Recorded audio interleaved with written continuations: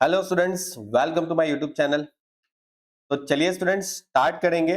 आज का जो बीआरएफ का जो पेपर गया था उसका एमसीक्यू फर्स्ट ऑफ ऑल हम सॉल्व करने वाले। देखो ये जो बीआरएफ का जो पेपर है ना, उसके अंदर अगर आप देखोगे तो एमसीक्यू इस तरीके से यूनिवर्सिटी ने पूछे थे ना कि यहाँ पर कोई भी ऐसा एमसीक्यू नहीं था जो डायरेक्ट आपको कहीं पे मिल जाए। ठीक है, क्योंकि बहुत ही जिसने डिटेल में पढ़ा है, समझ के पढ़ा है, उसको ये एमसीक्यू मेरे ख्याल से पढ़ने की भी जरूरत नहीं पड़ेगी।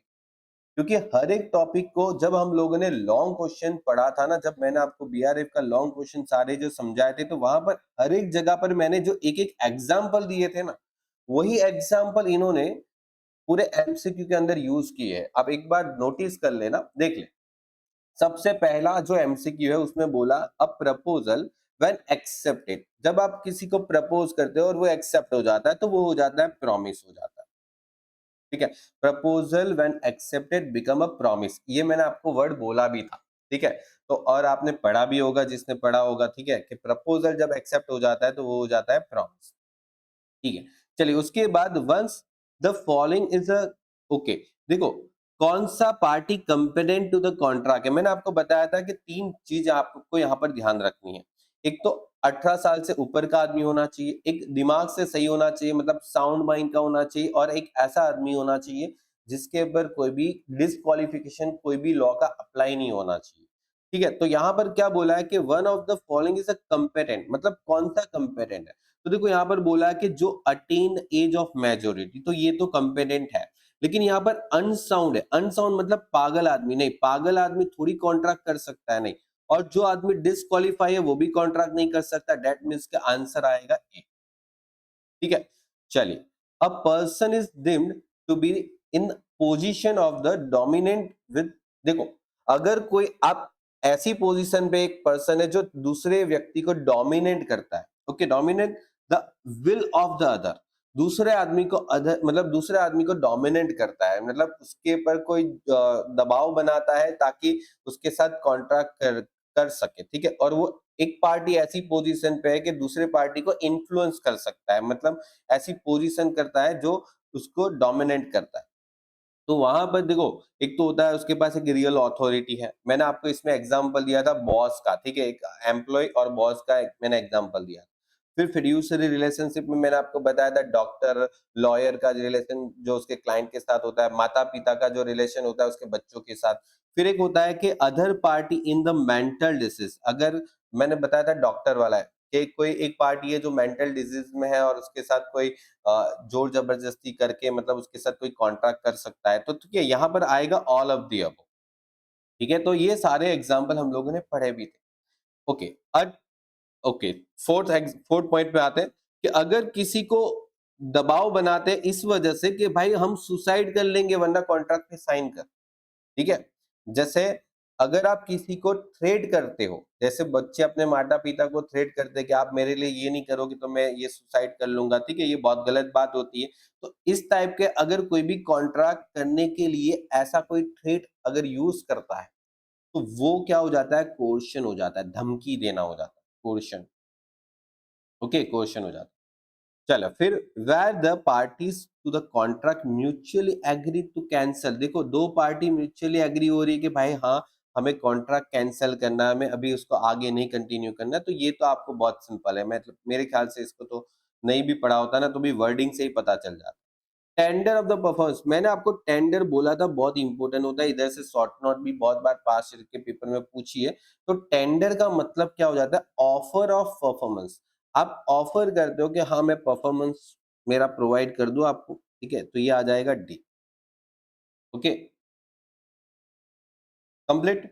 चलिए उसके बाद अभी आप देखो, where the promisor, okay, absolutely refuse to perform the contract prior to the due date. ये तो मैंने आपको बताया था कि अगर कॉन्ट्रैक्ट की ड्यू डेट आती है उससे पहले ही आप कैंसिल करवा देते, मतलब मना कर देते, रिफ्यूज कर देते, तो anticipatory breach of the contract हो गया ना।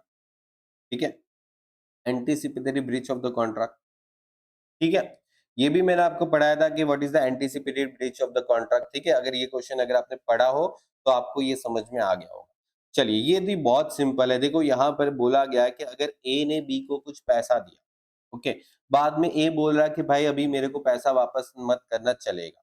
तो यहाँ पर कॉन्ट्रैक्ट जो है डिस्चार्ज हो रहा है। कैसे डिस्चार्ज हो रहा है? बाय द वेव, मतलब वो पैसा छोड़ रहा है कि मुझे पैसा नहीं चाहिए, वेव कर दिया उसने पैसा, ठीक है। चलिए 9 number, the unlawful detection of the property. अगर किसी की प्रॉपर्टी आप अनलॉफुल डिटेक्ट करके रखते हो और उस आदमी को फिर कॉन्ट्रैक्ट के लिए रेडी करते हो, ठीक है, उसका कंसेंट लेते हो कि नहीं कॉन्ट्रैक्ट पे साइन कर, तब तक मैं तेरी प्रॉपर्टी तेरे को नहीं दूंगा, ठीक है। तो ये एक कौन सा तरीका हो गया? आप खुद सोचो, ये कौन सा तरीका हो गया? क्या अनड्यू इन्फ्लुएंस हो गया? नहीं। क्या फ्रॉड हो गया? नहीं। क्या सी हो गया मिस रिप्रेजेंटेशन? नहीं। ये एक तरीके से क्वेश्चन में आ जाएगा, ठीक है। चलिए, A deliver the price of cloth to B.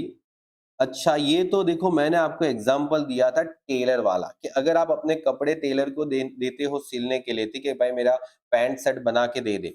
अब ये कौन सा कॉन्ट्रैक्ट हो गया? ये हो गया बेलमेंट का कॉन्ट्रैक्ट, ठीक है। ये मैंने पढ़ाया भी था, मैंने आपको रेडियो, टीवी, मोबाइल खराब हो गया, ये बहुत सारे एग्जाम्पल मैंने आपको दिए थे, ऑलमोस्ट आपको याद भी होगा। Irrevocable agency will be terminated when. Irrevocable agency terminate हो जाएगी, ओके, कब? जब एजेंट का डेथ हो जाएगा। सिंपल सी बात है, एजेंट का या तो प्रिंसिपल दोनों एक मतलब ऊपर चले गए भगवान के पास, तो बस वो खत्म वहीं से। General lien is available for all of them. General lien सबके लिए अवेलेबल, ठीक है। चलिए, an agency relationship which is made retrospective. अच्छा, रेट्रोस्पेक्टिव का मतलब क्या हो जाता है कि पहले एजेंट ने कुछ कांड कर दिया, फिर उस कांड का अब बाद में क्या करते हो? एक्सेप्टेंस करवा देते हो प्रिंसिपल के पास, ठीक है। मैंने ऐसा आपको बताया भी था कि भाई पहले एजेंट ने कुछ अथॉरिटी के बाहर जाके कुछ काम कर दिया, बाद में जो अपना प्रिंसिपल था वो उसको एक्सेप्ट कर लेता है कि चल बेटा कोई बात नहीं, मैं एक्सेप्ट कर लेता हूँ। तो ये हो जाता है रेटिफिकेशन, उसको बोलते हैं रेटिफिकेशन, ओके, उसको बोलते हैं ratification, okay. A company wish to ensure that no one else can use that logo. देखो किसी का लोगो यूज करना मतलब ये तो गलत बात हो गई, ट्रेडमार्क में आता है, ओके। और कॉपीराइट लॉ जो है वो किसके लिए अप्लाइड होता है? बोले सर सबके लिए अप्लाइड होता है। सॉन्ग लिरिक्स, जैसे आजकल यूट्यूब पे जो सॉन्ग लिरिक्स वगैरह जो रखा जाता है उसके लिए कॉपीराइट होता है, बिल्कुल होता है। स्कल्पचर्स पेंटिंग के लिए भी होता है।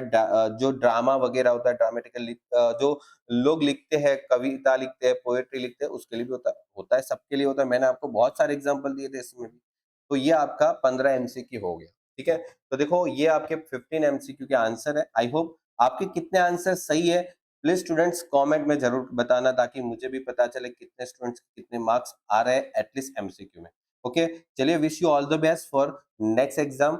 और अगर आपको वीडियो अच्छा लगता है तो प्लीज लाइक, शेयर और सब्सक्राइब जरूर कीजिए, ताकि आने वाले नेक्स्ट सेमेस्टर के लिए भी आपको काफी सारा हेल्प हो जाए, क्योंकि बहुत सारे आने वाले नेक्स्ट सेमेस्टर में हम लोग ने वीडियो अपलोड करके रखे हैं सेम 6 के लिए। Okay, good bye, take care.